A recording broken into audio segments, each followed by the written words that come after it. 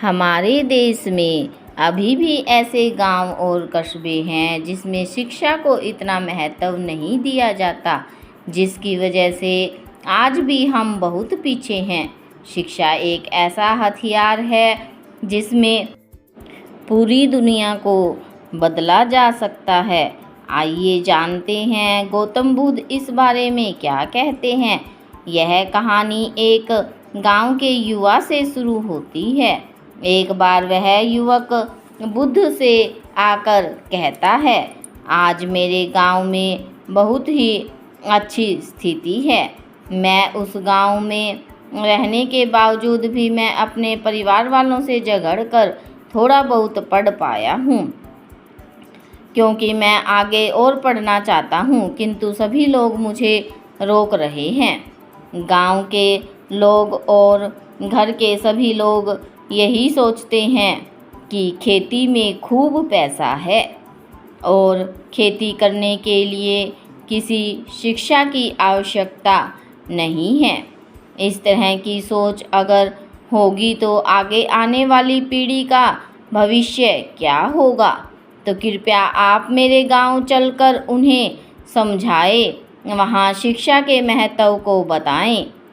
कि भगवान बुद्ध उस युवक की बात को मानकर उनके साथ गए।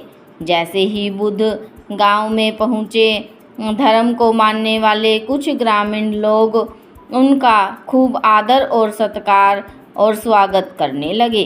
गांव वाले रोज़ उनका प्रवचन सुनने आने लगे। वो बुद्ध बीच में शिक्षा का महत्व बताते हुए ग्रामीण लोग हमेशा विरोध की भावना रखते हैं। एक दिन एक महिला अपने 5 साल के बच्चे के लिए पूछने लगी कि तथागत इसे किस उम्र में शिक्षा देनी चाहिए। तब बुद्ध ने कहा, तुम्हें तो 5 साल की उम्र से ही इसे शिक्षा देना शुरू कर देना चाहिए।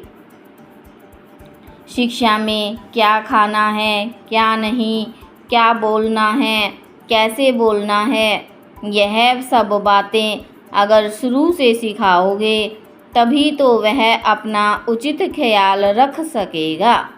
गौतम बुद्ध की बात महिला के साथ सभी ग्रामीणों को समझ में आ गई। इस तरह उन्होंने अपने बच्चों को विद्यालय भेजना शुरू किया। बरसात का मौसम था। वह युवक गांव वालों को जल संग्रह करने की तकनीक भी बताने लगा, लेकिन गांव वालों ने उसका विरोध किया। उसी वक्त उस बुद्ध का सहयोग प्राप्त होने के कारण किसी ने उसका खुलकर विरोध नहीं किया। वह युवक अपने काम में लग गया। धीरे धीरे बदलते मौसम के साथ जब भीषण गर्मी आई तो सारे तालाब सूखने लगे, सभी फसल सूख गई। लेकिन उसी वक्त जल संग्रह के तकनीक के कारण सभी को भर भर कर पानी मिला। इस तरह ग्रामीण लोग शिक्षा का महत्व समझ चुके थे।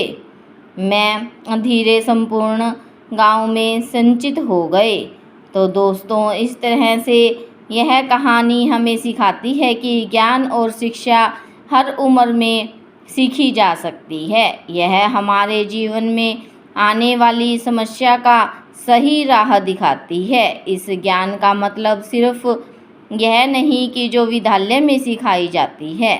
ज्ञान हम खुद के अनुभव से भी सीख सकते हैं, दूसरे कारणों से भी प्राप्त कर सकते हैं, क्योंकि शिक्षा कभी व्यर्थ नहीं होती, भले ही वह किसी भी तरह ग्रहण की जाए।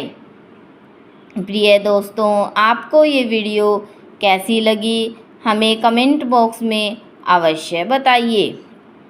और इसी तरह हमारी प्रेरणात्मक कहानियों से जुड़े रहने के लिए हमारे चैनल भक्ति में शक्ति को अवश्य सब्सक्राइब कर लें।